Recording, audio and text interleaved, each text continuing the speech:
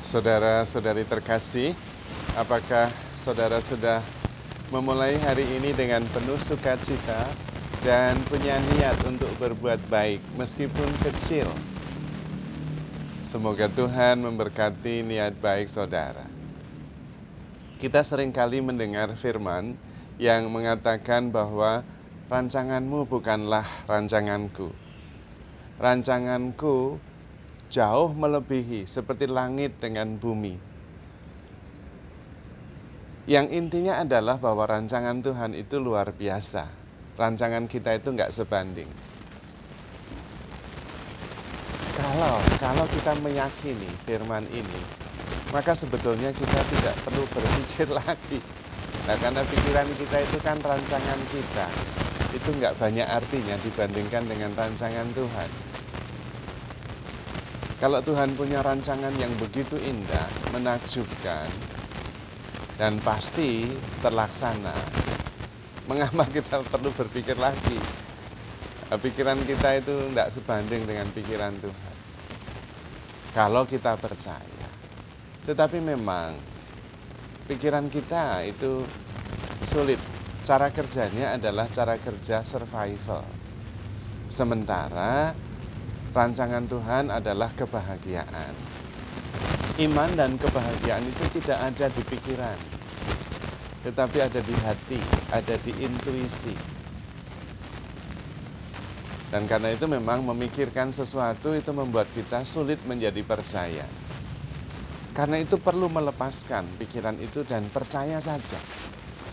Persis ketika pikiran kita tidak sampai, karena memang terlalu tinggi, pada saat itu kita mempercayakan segalanya kepada Tuhan. Dan aman. Karena rancangan Tuhan itu jauh melebihi rancangan kita.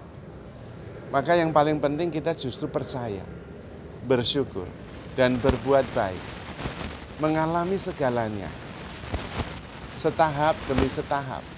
Tidak harus segala-galanya kita pikirkan.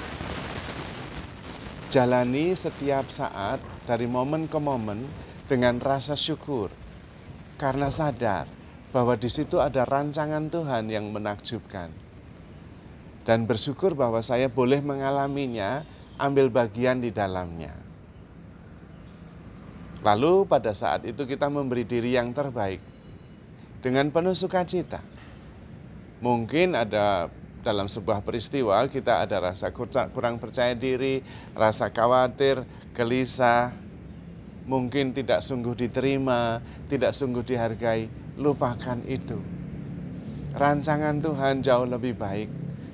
Percaya saja kepada rancangan Tuhan dan biarkan diriku bebas dari aku yang kadang khawatir, yang kadang gelisah, yang kadang-kadang merasa tidak dihargai dan sebagainya. Kebebasan adalah bebas dari pikiran tentang diri sendiri.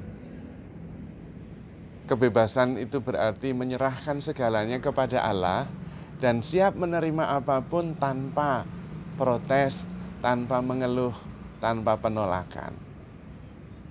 Kalau kita bisa hidup seperti itu dari saat ke saat, kita hidup dalam iman, hidup dalam damai sejahtera. Apakah itu berarti hidup kita sembarangan karena nggak memikirkan, nggak merencanakannya? Bukan itu. Kita tetap merencanakan, kita tetap bersyukur, tetapi sadar bahwa rancanganku berbeda dengan rancangan Tuhan. Maka sebaiknya melihat dan mengalami, bukan memikirkannya terlalu jauh, melihat dan mengalami jejak-jejak Tuhan di dalam setiap peristiwa. Dan kemudian mensyukurinya. Dan kemudian menyamakan, menyelaraskan keinginan pikiran kita dengan kehendak Tuhan itu. Nah, itu yang penting. Sehingga kemudian pikiran kita disatukan dengan pikiran Tuhan. Rancangan kita menyatu dengan rancangan Tuhan. Kita seringkali menganggap bahwa kalau berhasil, itu karena saya memikirkan dan merencanakannya dan Tuhan menyetujui. Memberi stempel, setuju, ya boleh, maka terjadi. Bukan begitu. Tetapi rencana Tuhan yang begitu bagus dan baik dan kita boleh terlibat di dalamnya, itu yang benar. Kalau yang pertama itu seperti seorang anak kecil yang mendorong mobil, kemudian mobilnya di start, jalan. Anak itu mikir mobil itu jalan karena dia dorong. Padahal karena bapaknya yang menghidupkan mesinnya. Lalu bisa jalan. Sama dengan kita kalau kita berpikir bahwa rencana kita itu jalan baik karena kita memikirkannya dengan teliti, dengan baik, dengan memperhitungkan segala hal. Lalu berjalan dengan baik. Bukan. Itu karena Tuhan. Tuhan yang berkenan dan berkehendak.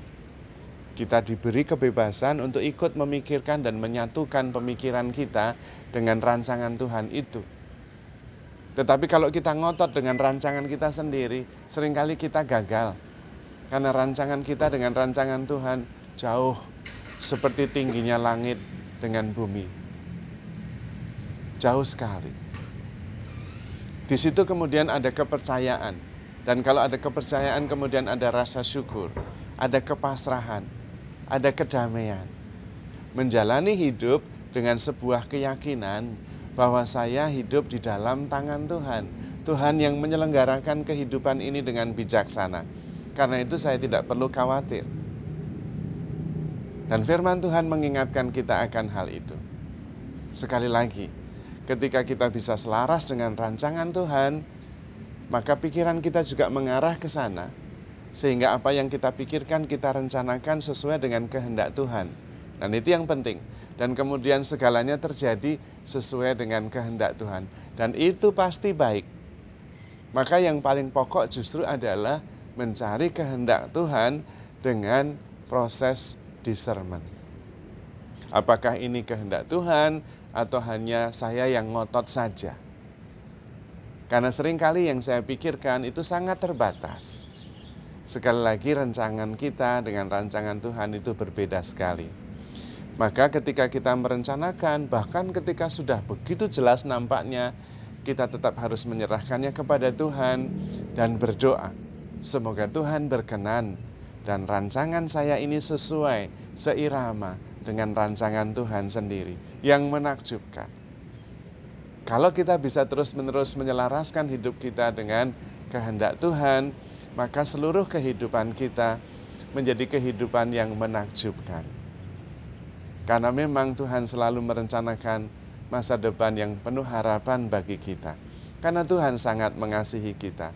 Tuhan ingin kita berbahagia. Maka mari kita mempercayakan diri kepadanya. Karena hidup di dalam Tuhan adalah hidup di dalam damai sejahtera dan sukacita. Maka saudara-saudari terkasih, handle yourself with care because you are loved. Tuhan memberkati.